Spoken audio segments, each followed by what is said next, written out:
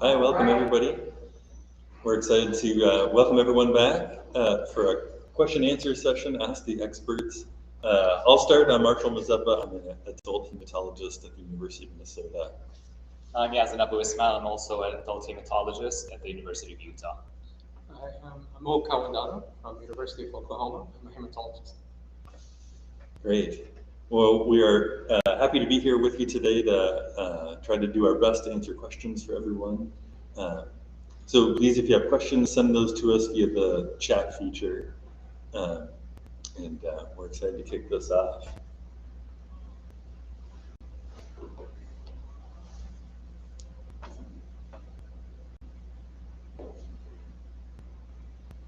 The first question we had in the discussion groups was regarding steroid use and TTP or other TMAs. How long is it safe to use high-dose steroids?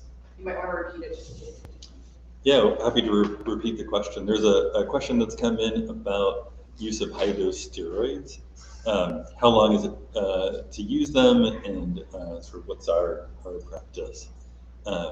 Maybe I'll just kick off and I'll pass it off to my colleagues here. When it comes to high-dose steroids, the main advantage is that these medicines work very quickly to suppress the immune system.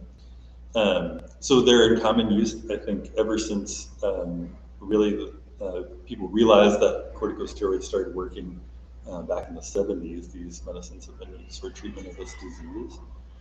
But as everyone knows, the major problem with prednisone and other corticosteroids is the long-term side effects of these medicines. So my practice is I use about 3 weeks of high-dose steroids. In fact, if you go over 3 weeks, then you generally have to taper the medicines or slowly decrease the dose. But up to about 3 weeks, you don't actually have to taper the steroid medicine. So I changed my practice a few years ago where, and this was borrowed from our colleagues in France, that just give high-dose steroids for 3 weeks and then stop. They don't do any tapering of the medicine. So that's been my practice the last couple of years. Certainly for other immune diseases where I use high-dose steroids for longer than 3 weeks, I taper, slowly reduce the medicines. But Yazan, what's your practice? Is it similar? Yeah, pretty similar to that.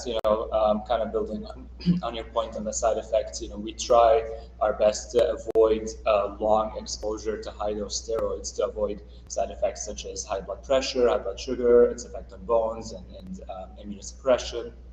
And in those who do, for one reason or another, need a more extended course, let's say, beyond 4 weeks, for let's say, inability to achieve what the steroid is supposed to do in terms of immunosuppression, then adding infectious prophylaxis is something that I usually recommend in those scenarios.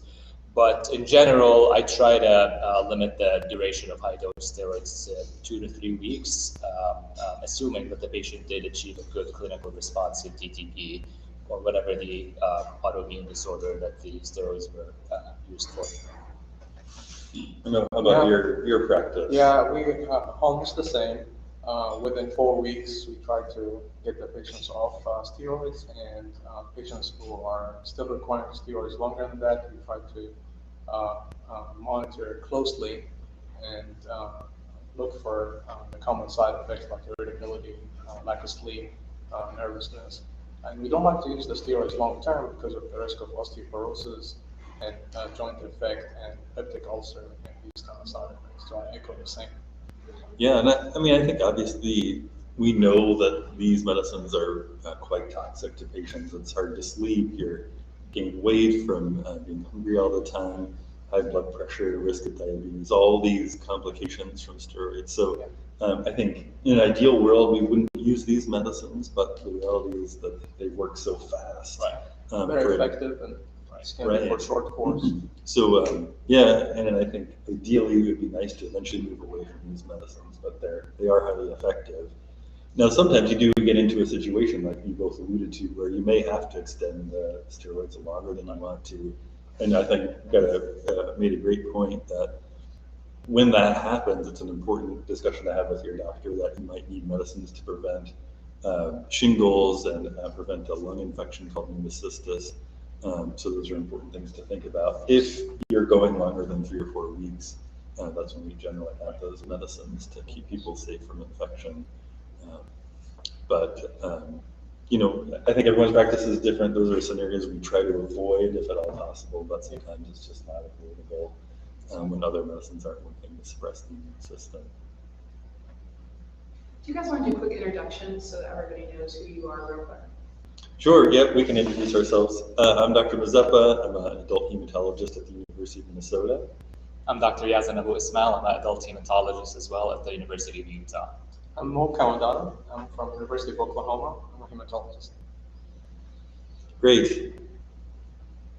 Oh yeah, and we can see the questions now. Thanks everybody for your patience. So I'm going to read this one. After treatment with high-dose steroids, should women's bone density be monitored? Yeah. So if this is a short course of steroids, I don't think there needs to be any deviation from the standard bone density monitoring that is done by primary care physicians for routine screening of osteoporosis. So if it's just a short duration or a short course of steroids, then I don't think there needs to be any change in the monitoring practice. However, in patients who end up on and this is a very rare scenario for certain diseases such as autoimmune hemolytic anemia, where they're on a prolonged course of steroids that may last, let's say, months or so, then that might be consideration to kind of evaluate bone density.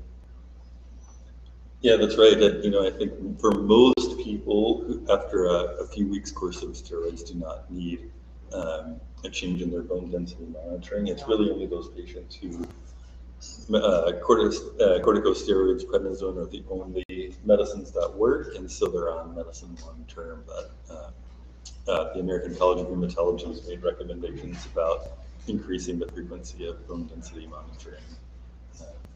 So again, if everything goes well, it doesn't change our practice. It shouldn't change your primary care doctor's practice in terms of the monitoring for bone density.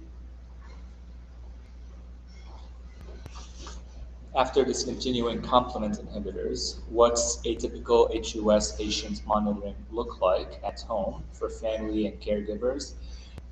What should we expect as physician guidelines of best practice for atypical HUS patient surveillance after discontinuing therapy? That's a great question. You know, I think we were discussing with our nephrology colleagues yesterday. You know, I think atypical HUS in particular is really a shared disease, often monitored by kidney specialists more so than hematologists, or certainly alternating between the two of us. I think monitoring really comes down to, particularly for a caregiver, are the symptoms coming back?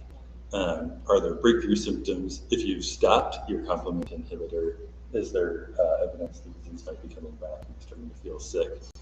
And sometimes we can catch that early, which sort of brings us to monitoring blood tests. And I think it means regular follow-up with a kidney and/or hematologist. We know blood pressure problems are very common in people who have had this disease and been on complement inhibition. And really, our kidney specialists are really the experts in management of high blood pressure, monitoring kidney function both with blood tests and urine tests. I don't know that there's a specific best practice that's been published, but I think there's relative agreement that routine surveillance, blood tests, urine tests are really a good idea. So in terms of best practice, I don't know that there's a specific agreed upon, but I think in general, routine monitoring with your kidney specialist, potentially alternating with a blood specialist if they've been involved with your care, is really important, because I think we don't really know that much about the likelihood of relapse in this disease. We don't have good predictors. Certainly, if you've made the decision to come off your complement inhibitor, in particular, there just really isn't that much known about when or if you might relapse. So careful attention to symptoms, particularly the same symptoms you had the first time, regular blood pressure, blood tests, and urine tests are recommended. And having combined visits with the hematologist nephrologist or alternating visits so you can have free monitoring between the nephrologist. Yeah, absolutely. Yeah, I agree with that. I mean, I think blood tests are key, and patients often ask, not everyone gets the same symptoms, so what symptoms should they be looking out for? So things such as petechiae, which may be a sign of low platelets, or dizziness, shortness of breath, fatigue, maybe signs of anemia that can be occurring as a result of the hemolysis from the disorder. And then any renal abnormalities can present differently. So all these, in general, if you're not feeling well, do talk to your doctor and make sure you're getting the appropriate surveillance testing performed. Yeah, and I think obviously the times of stress, like surgery, like infection, are those times when our complement system naturally is going to be activated, and so those times seem to be a particular risk, particularly if patients have come off their complement inhibitor for a relapse. So they can be sporadic for sure, but those times of higher risk when the immune system is activated in particular is a good time to look for symptoms of relapse. Is it normal to be anemic or borderline anemic even after a couple years of remission from TTP? Well, in my opinion, it is not. So if the TTP is in complete remission, then we expect the disease in all of its manifestations to have resolved or normalized, meaning that the platelets should be normal. There shouldn't be ongoing hemolysis. If the ADAMTS13 levels are normal, there is no evidence of a persistent disease. So an anemia that occurs in the absence of TTP should be evaluated further as to what could be causing it.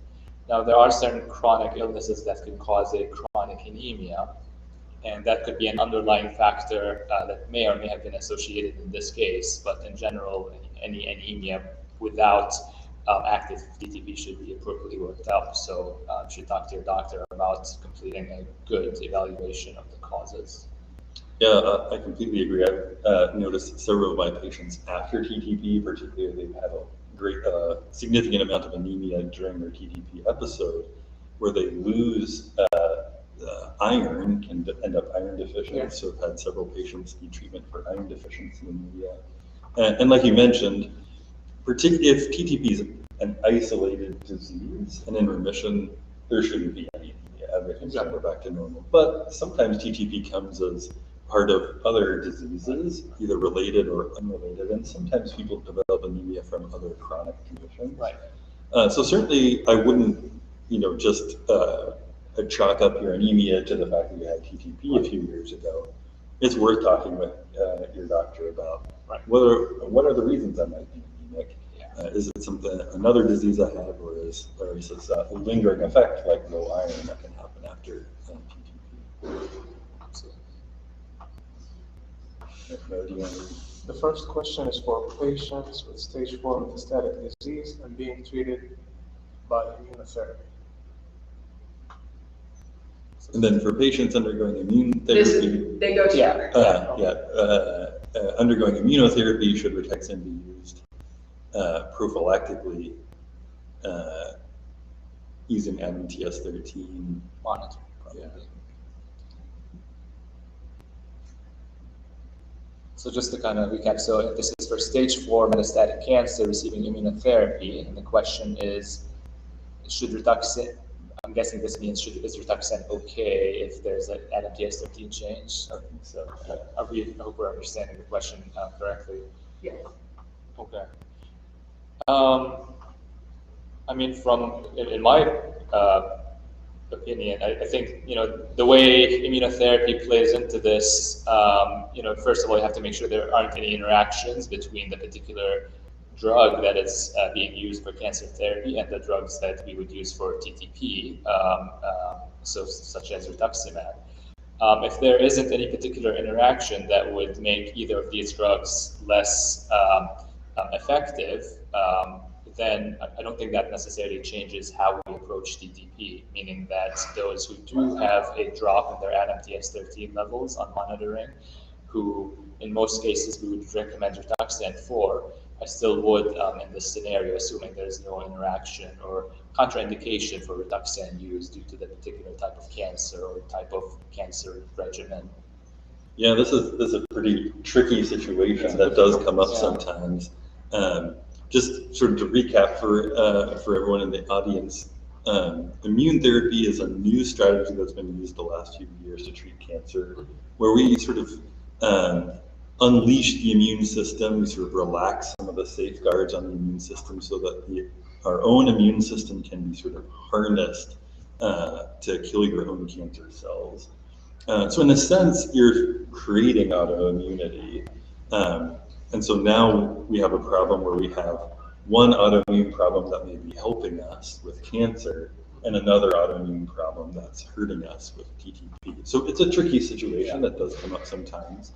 I think the most important part is we don't have good science to know exactly what to do. And this is a scenario that happens in medicine that's a gray area where we don't have good science to tell us what to do.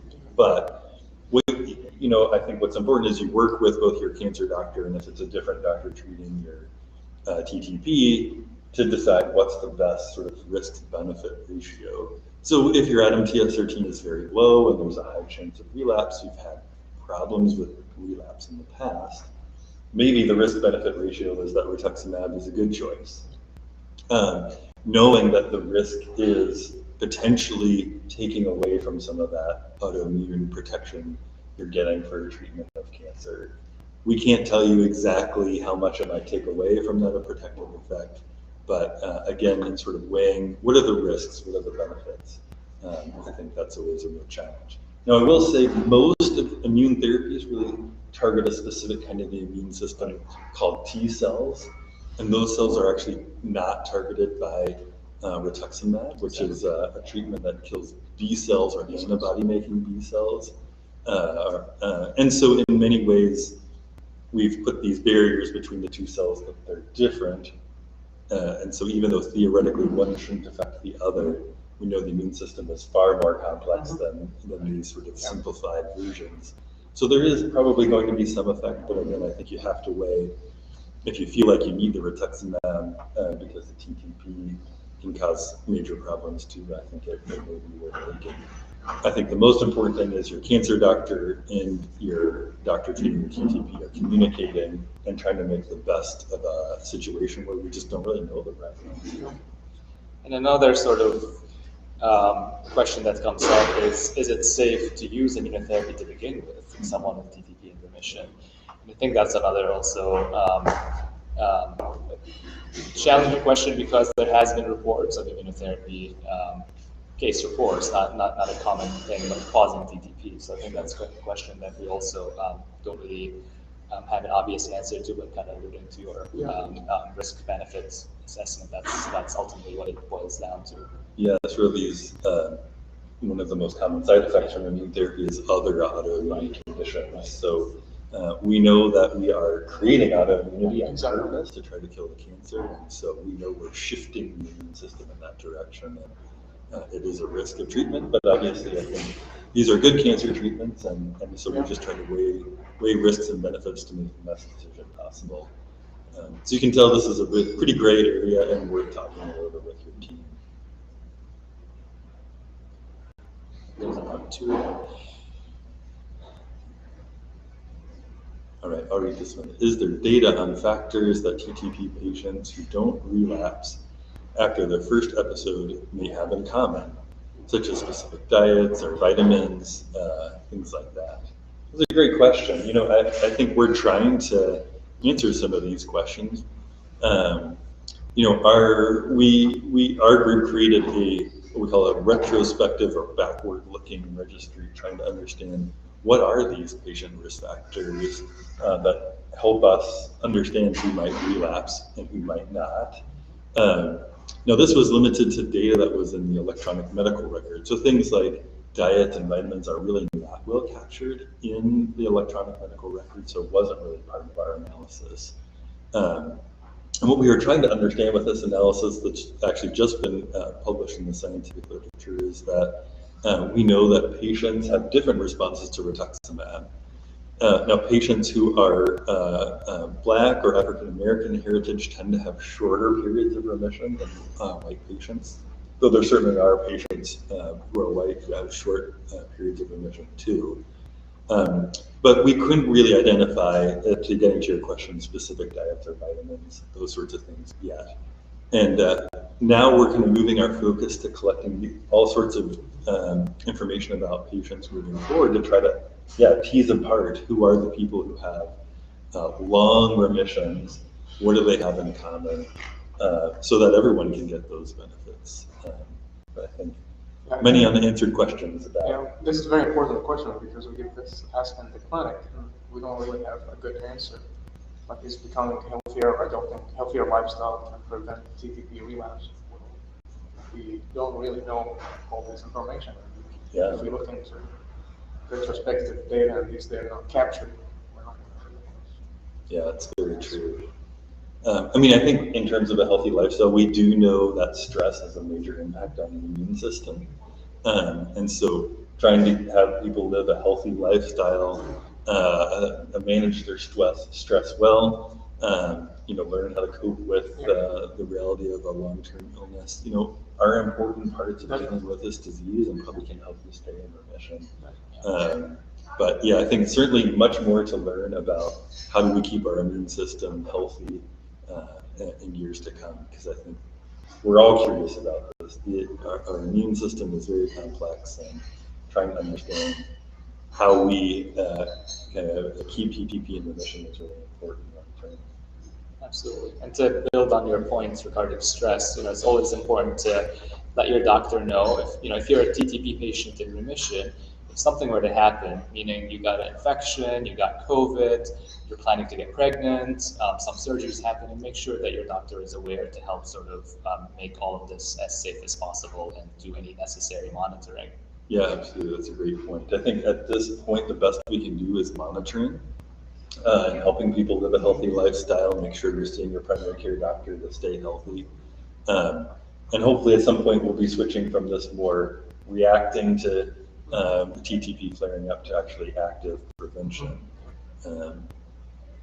So the best treatments in terms of prevention right now are using medicines like Rituxan as a preventive measure, but we don't know about things like diet and exercise and vitamin quite yet.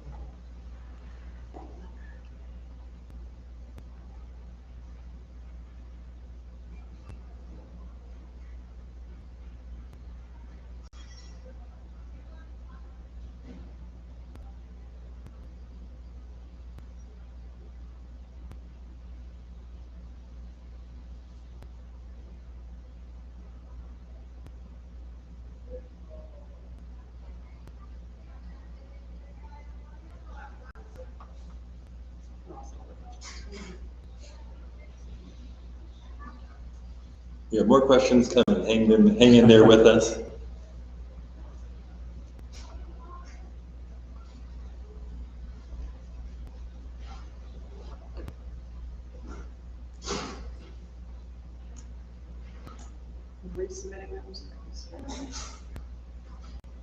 Great. It seems as if clinical trial information for atypical HUS is scattered among different key terms. There's no clear pathways for getting information about the atypical HUS clinical trials. Trial enrollment will continue to lag until more patients and doctors can easily find clinical trial information. But what's the solution? But what's the solution? Oh, it's a great point. Obviously, I think it's really important that patients are aware of ongoing trials. I think universally, what's the way that everyone can currently see what the ongoing trials are is through clinicaltrials.gov. So that's obviously a government website. All clinical trials are mandated to be posted on that website. Now, things like observational studies and registries are not necessarily required to be posted on that website, but most of the time we do post them so that patients can be aware. I guess from my perspective, I would say I think we're hopeful that events like this one for patient education and the Atypical HUS Alliance that can help bring this kind of information to patients so people are aware of what's going on in the Atypical HUS research world.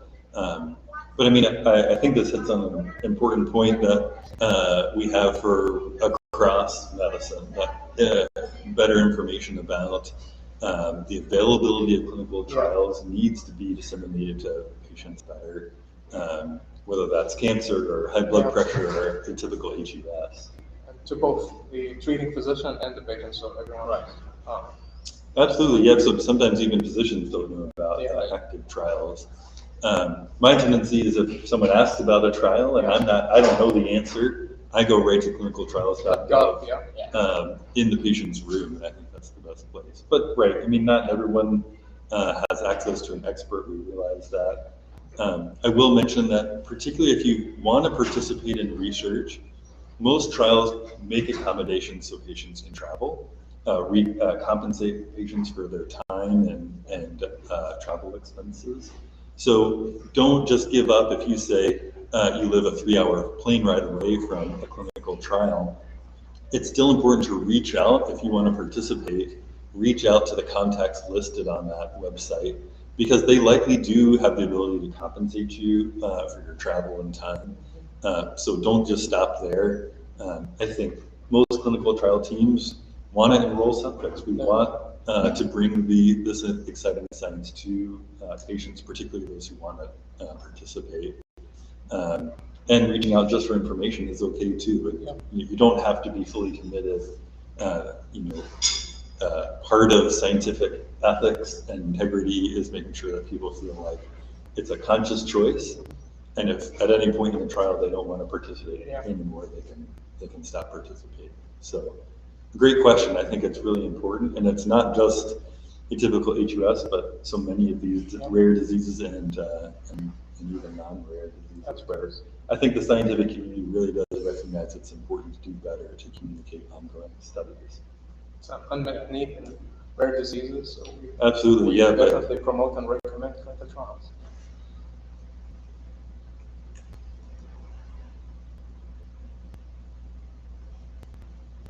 This one is like moving too fast. Yeah. So I'm trying to add them back in here, but it is not working for some reason, so I will read it aloud. Okay.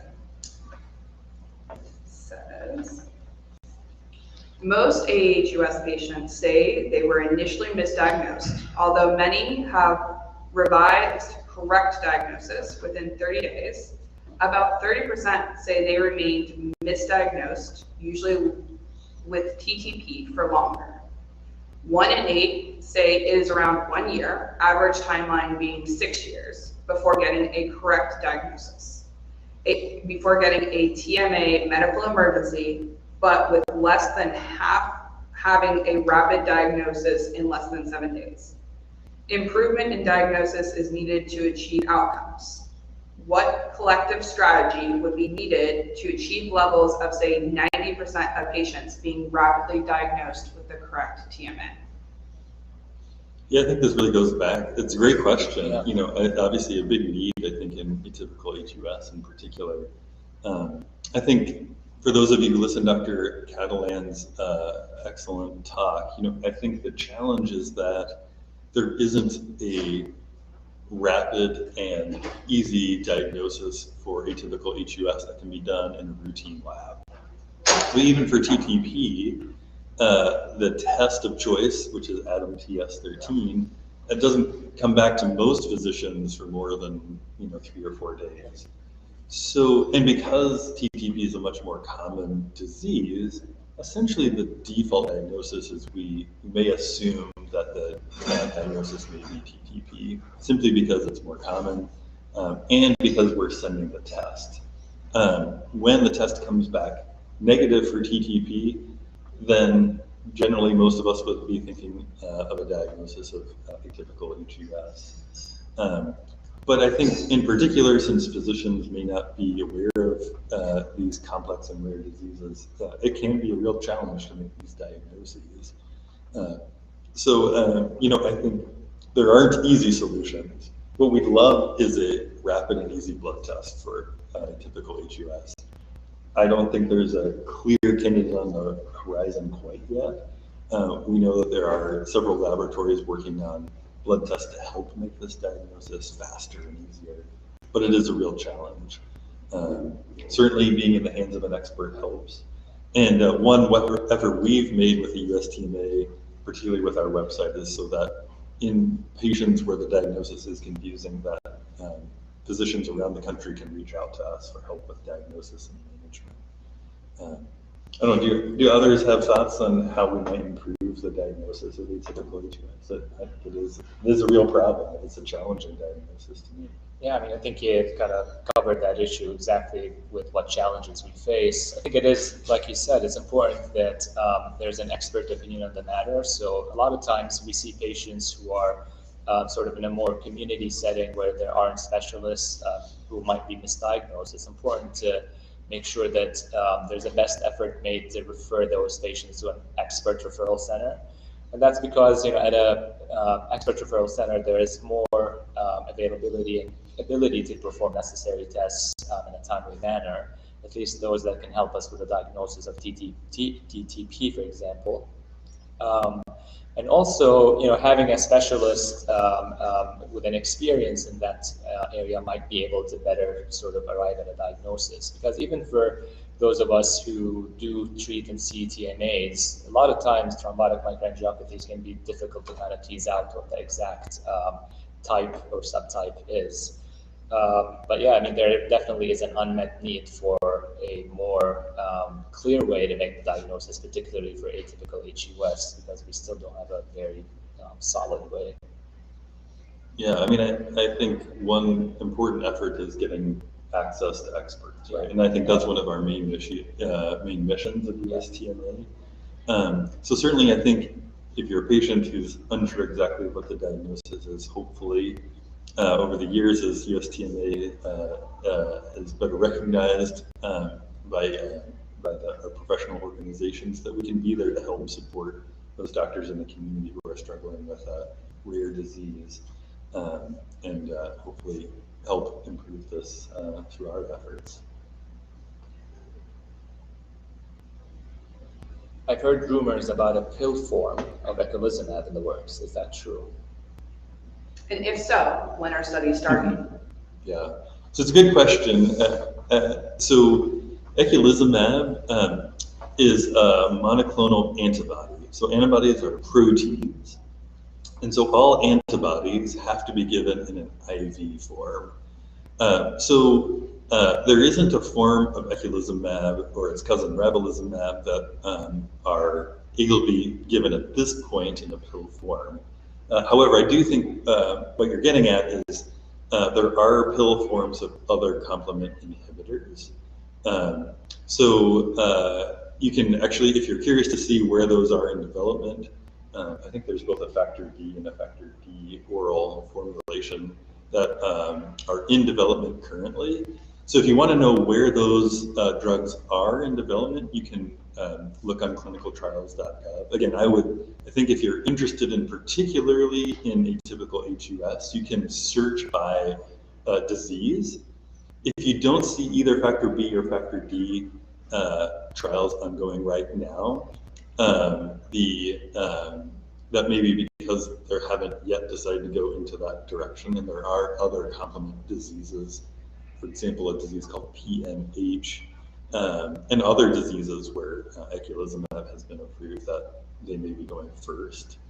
So if you don't find any luck with atypical HUS, you can type in factor B or factor D to get information about those medicines. Looks like we're getting the low battery alert, so I'm going to just close the app.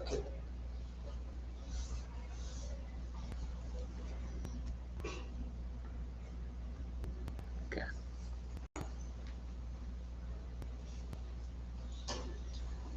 I've been diagnosed with chronic TTP this year, immune TTP this year. My baseline range for platelets has been highest 70 and lowest 22. I've been this way chronic since 2018. Why won't my hematologist test my ADAM TS13 routinely? Is it possible that this is ITP and not? It's a good question. You know, I would say this is a pretty unusual situation. I haven't run into this particular problem. So there are two diseases that have very similar names. ITP, or immune thrombocytopenia, is where is a disease. It shut down. Let me grab that.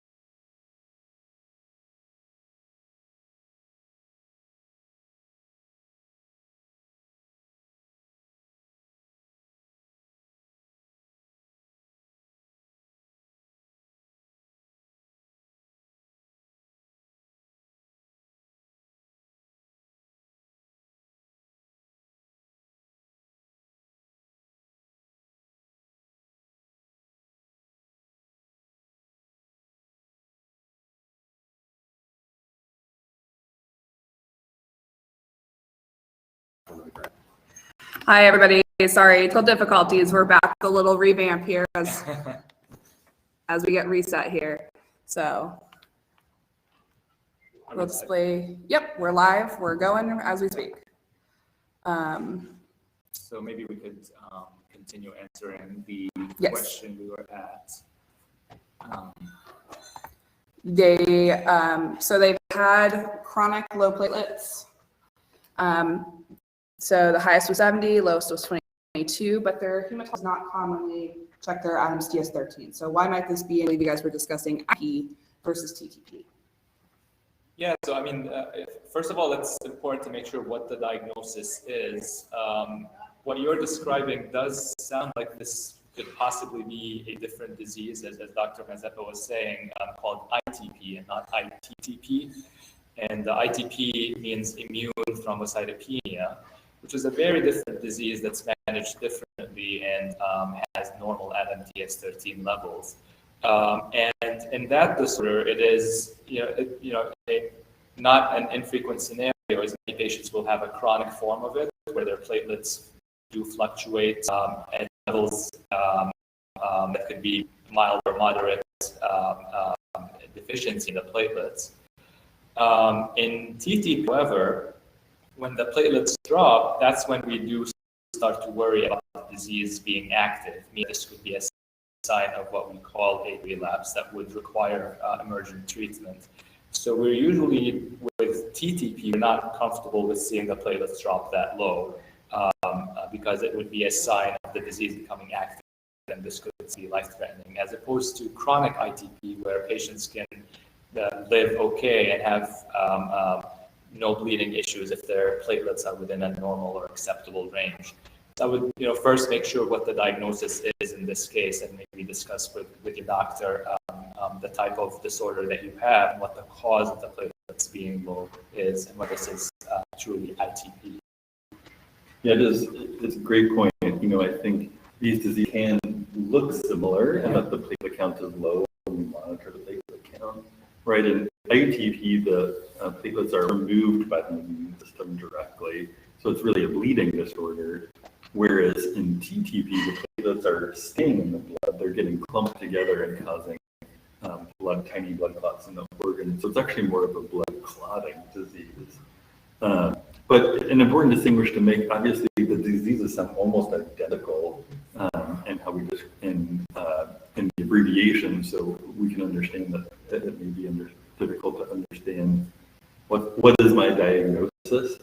The other thing I will say is that in patients with congenital TTP, we can actually see a course that looks similar to ITP. Now, in that case, that means your ADAM-TS13 is always very low, if not zero, and so we don't really routinely monitor those patients ADAM-TS13 because we know it's always zero. So it sounds like maybe going back to your specialist and trying to clarify the diagnosis might help.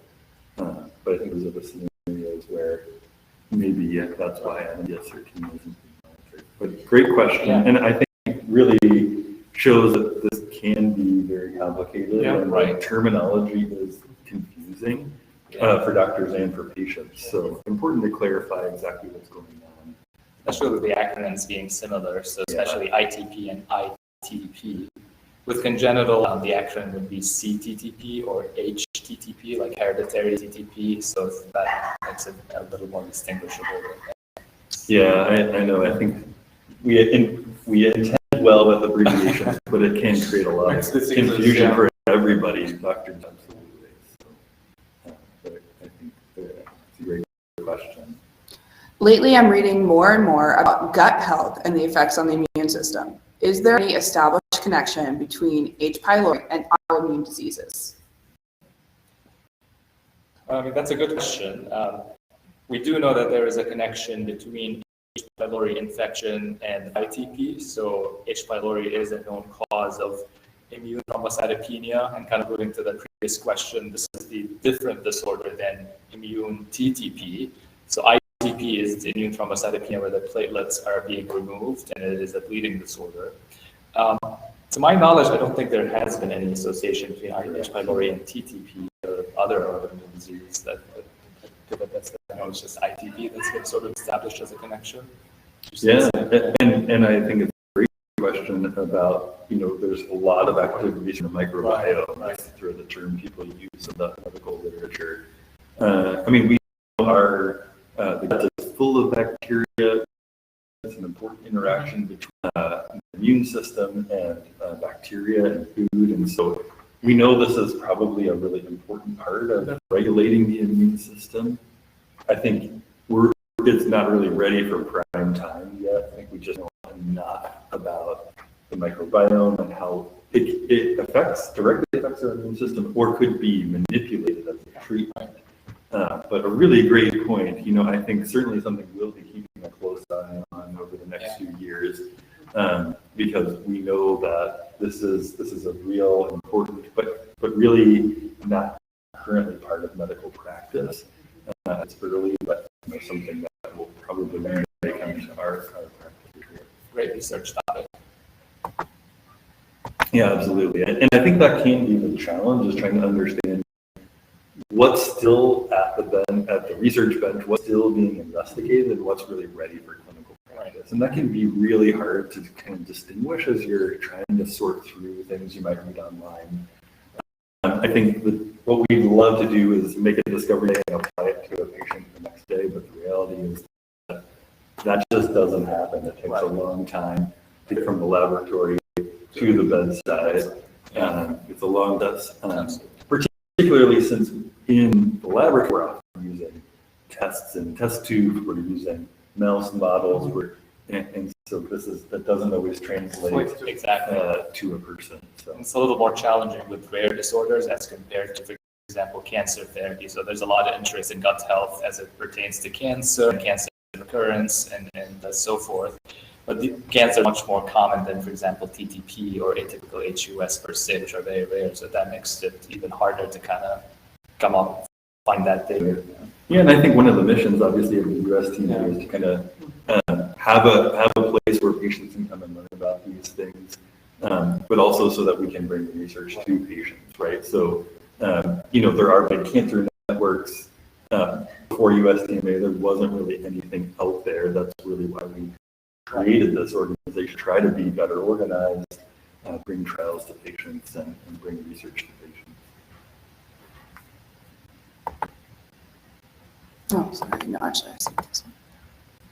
So it says, sorry, I missed what you said about higher instance of acquired TTP relapse. Did you say that African Americans and Hispanic/Latinos have higher incidence of relapse?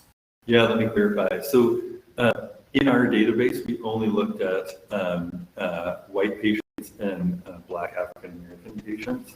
So I think it's inconclusive whether Hispanic Latino ethnicity is a risk factor. So at this point, no. I think what's important to take away from this research is really that, and this is really talked a lot about in our professional society, is that race is a social construct. This is not a genetic predisposition. This has to do with racism and the way social pressures and things act on patients. So I think it's important we don't give the wrong impression. I think this is very preliminary work. We need to understand what are the real differences here. And I think our biggest hypothesis at this point is that it's those social aspects, where you live, what kind of exposures are in your environment, what kind of stressors are in your life. That probably is the real cause.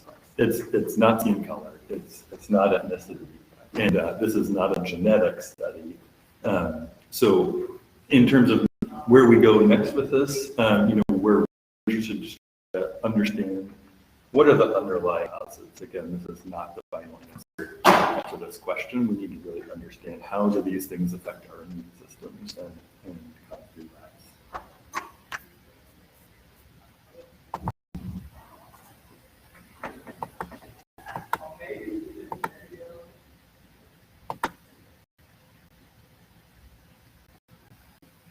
Okay. What? I can read it. It's okay. What is the prevalence of TMA in the U.S.? Is it rare, affecting less than 200,000? How many typical HUS patients versus TTP? Good question.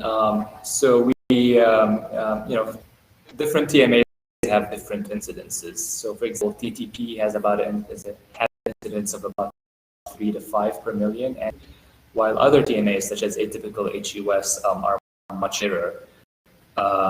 We do have paperwork kind of highlight the incidences of different TMAs, such as transplant-associated TMA, typical HUS, and classical HUS, and so forth.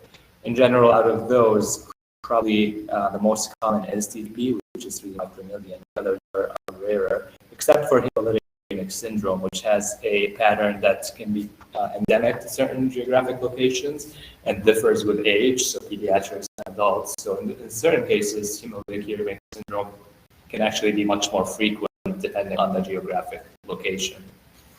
Yeah, I think in terms of the sort of National Institutes of Health definition of a rare disease, meaning less than 1 in 200,000, as you have in your question, is yes, absolutely all these diseases would classify as rare disease. These estimates we talk about of incidence or prevalence of the disease, we realize are probably not accurate. And that's because we don't, here in the US in particular, we don't have a national healthcare system where we can easily track the incidence of disease. Again, a good reason to organize institutions that we've done with the USTMA to try to get a better handle of this. But we recognize this is probably an underestimation because we just don't really know what the incidence is. And Mo, maybe you can mention, Oklahoma is probably where we get the best information because of the way the healthcare system works in Oklahoma with plasma exchange. So maybe you can just explain a little bit about the Oklahoma TTP registry. So the Oklahoma TTP registry is a unique setup. So basically, in the Oklahoma City metro area, we have 4 hospital systems in addition to the University of Oklahoma. And all of them, they are served by the Oklahoma Blood Institute to provide plasma exchange services. So some patients who get plasma exchange in the Oklahoma City area, basically they get identified, and once they're diagnosed, we can capture like the number of patients per year, and we track them and follow them. So it's around 3 patients per year, and we are a population of around 5 million. So.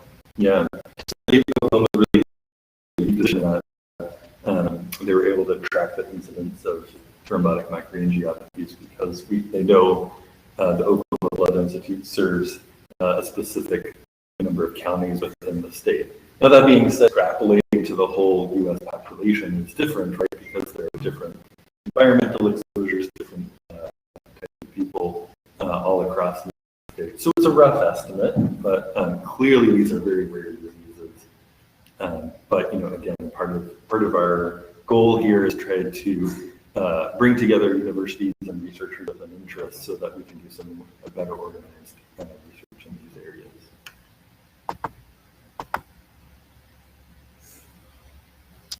And talk about genetic testing. So in Anuja's talk about genetic testing, she advocated for functional testing of a mutation for it to be properly classified as pathogenic or not. Does this mean that is some guesstimating going on by geneticists without doing functional tests, and how accurate are they? And there's a part 2 to this question, which I'll put up in a minute. Yeah, so it's a great question. I mean, this is really the downside to all genetic testing. This really isn't unique to atypicalHUS, in that when we do gene testing, what we're looking at is at the sequence of the gene. It doesn't actually tell us whether it has an impact on the function of the protein. Remember, DNA is the blueprint, and we can't necessarily perfectly extrapolate from the blueprint what the protein looks like. And so what we do instead is to really match diagnoses. The person has the syndrome and has the gene variation. Now, sometimes what happens, right, is that you have common gene variations that could get mislaid. And so we're pointing the finger at the wrong gene variation. So really the best way to build this over time is to see, are we consistently seeing the same variations in the gene blueprint that match with the genetic syndrome? What we see in these gene databases is there are some gene variations that are consistently associated with the disorder. But many times when we do gene testing, we see the report coming back saying there's a variant of unknown significance for the US, which means it hasn't been described before.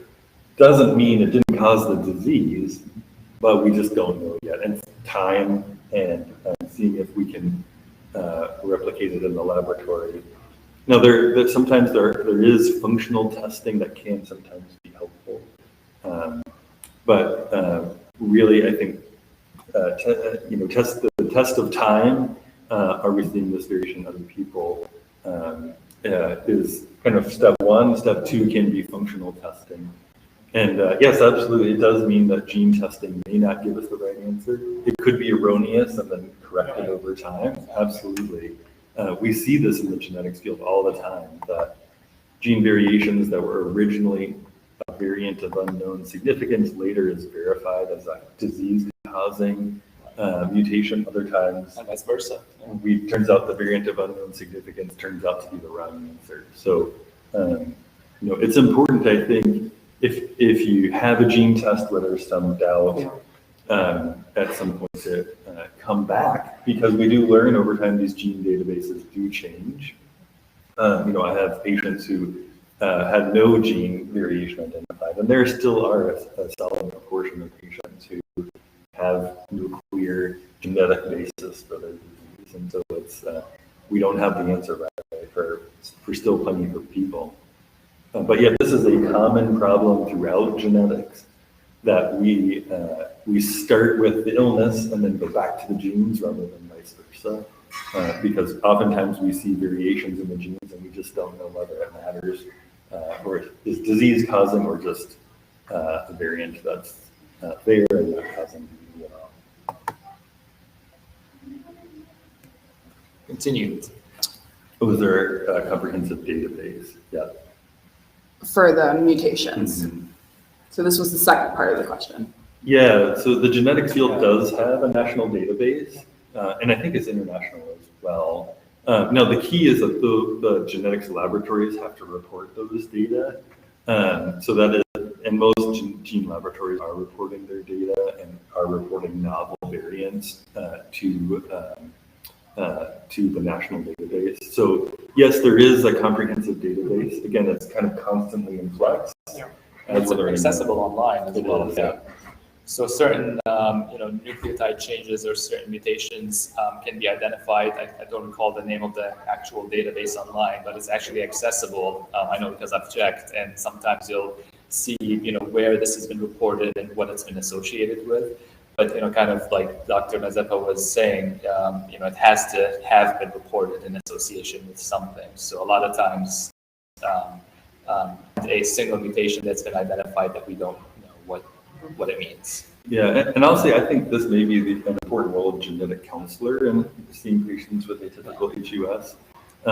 Oftentimes our patients will talk with our counselor about what's known about this genetic variant, with the caveat saying, come back in a few years. The databases change, we learn more.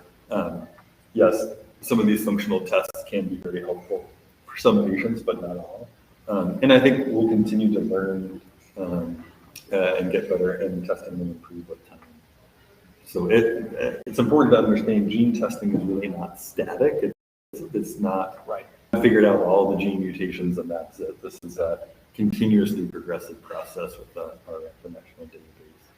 And this is part of the advantage and also the challenge of the increased precision through which we can carry these genetic sequencing studies, and that nowadays we can identify any single change, and so we're able to detect so many mutations. We just don't really know what their significance is. All right, well, thank you everybody for joining. Thank you for your questions. For any questions that weren't answered in this session, we are having a 2 p.m. to 3 p.m. Ask the Experts, different round of experts, but we're just as excited to have them on as well. We really appreciate everyone's time and involvement, so thank you. Thanks everybody. Great questions, everyone. Yeah, that was excellent. Thank you, everybody.